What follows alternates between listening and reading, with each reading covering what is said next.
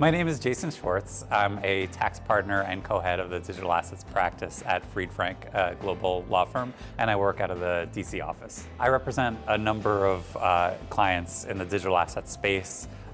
We really get to see 360 degrees of the entire space. So we represent a number of centralized exchanges, we represent a number of decentralized autonomous organizations, a lot of asset managers, and a number of banks, particularly on their enterprise blockchain solutions. How did I get started in the space? Everyone in crypto says that they came for the money and stayed for the tech, and I would say that the same is true for me. I was fielding a very mundane question from an asset manager a few years ago relating to the possibility of trading crypto. And I said, well, I should probably learn about this stuff.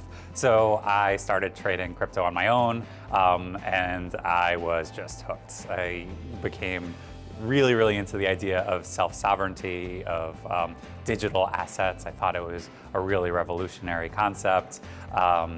I started buying NFTs. I'm sporting one on my jacket right now, and I just became a very active member of the community very quickly. I collect primarily long-form generative art NFTs. If your audience isn't familiar with that genre, I strongly recommend looking at it. Art Blocks is the sort of primary platform currently for artists who want to release long-form generative art, and I currently own probably about 100 pieces. So currently, I think a lot of traditional finance and sort of traditional fintech is still dipping its toes into the waters of Web3. So a lot of the questions are still fairly rudimentary. What does it mean to self-custody an asset? What does it mean to have a crypto wallet? What does it mean to trade crypto or give someone else access to one's crypto? What does one own when one owns an NFT?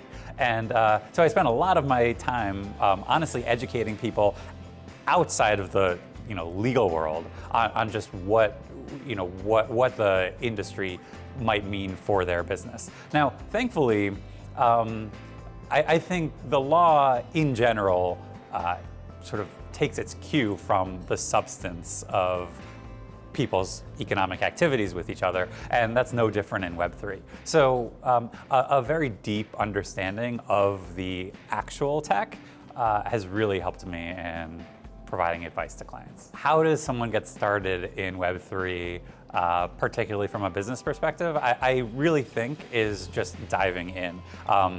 Open up a Web3 wallet. It really only takes about 5 minutes to do. It's really not hard.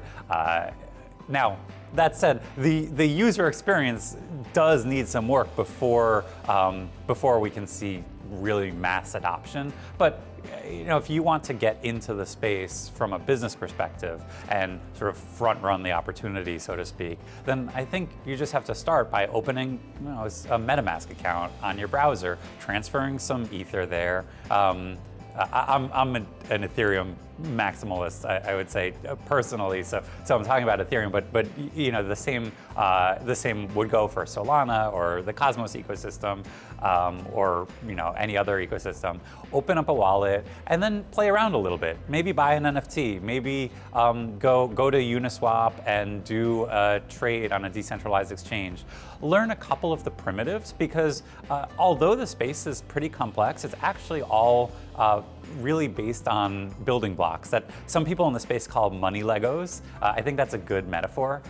So once you understand how, let's say, a decentralized exchange works, you will understand how decentralized lending works. Once you understand how what a Bored Ape is, you will understand how the rest of the NFT world and the rest of the sort of community of NFT holders operate, and how the community is sort of developing, and what the latest meta is, I guess. You learn by doing. Depending on how deep you want to dive, you can start reading white papers for different protocols. You can really get into the tech. You can learn to code in Solidity if you'd like. I haven't learned to code. Frankly, I'm a Luddite when it comes to technology. I need help from my legal assistant on a daily basis with very simple tasks like editing emails and whatnot. And yet I can play around very adeptly in the crypto ecosystem. So I really think you learn by doing. There are also a lot of great resources out there. I would highly recommend the Bankless podcast. No affiliation, I just think it's an incredible podcast. I would recommend reading articles on that are put out by CoinDesk. If you want to get into legal issues, I would strongly recommend Blockchain Association and Coin Center as great resources. There's so much out there. There are many YouTube videos that can be helpful. If you just Google around, I think the crypto community is full of people like me who are just enthusiastic about the tech. I've gotten crypto pilled, so to speak, and are just really eager to teach other people about it. So it's very easy to learn. What's it going to take for brands to fully onboard to Web3?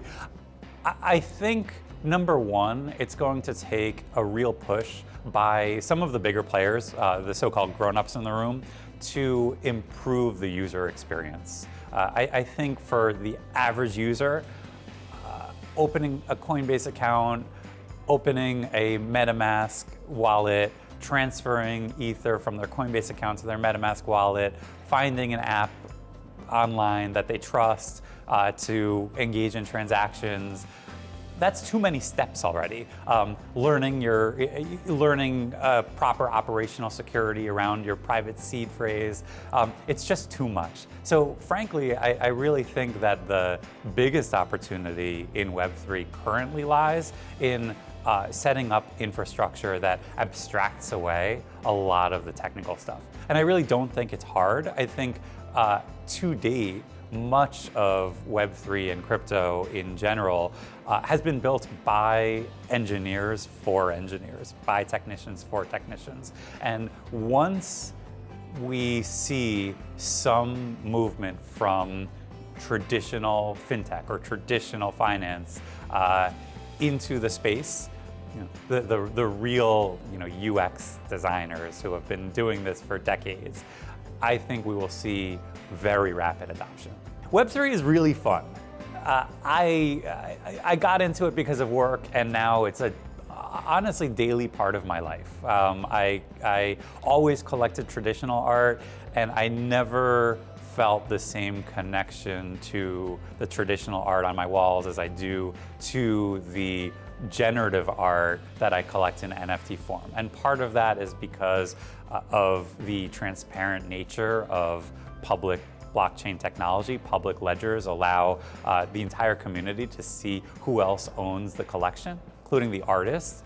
It really opens borders and allows people to interact with each other regardless of where in the world they live, or even what language is their primary language and what their other interests might be. I think that that's a really exciting thing for any brands that are interested in the space.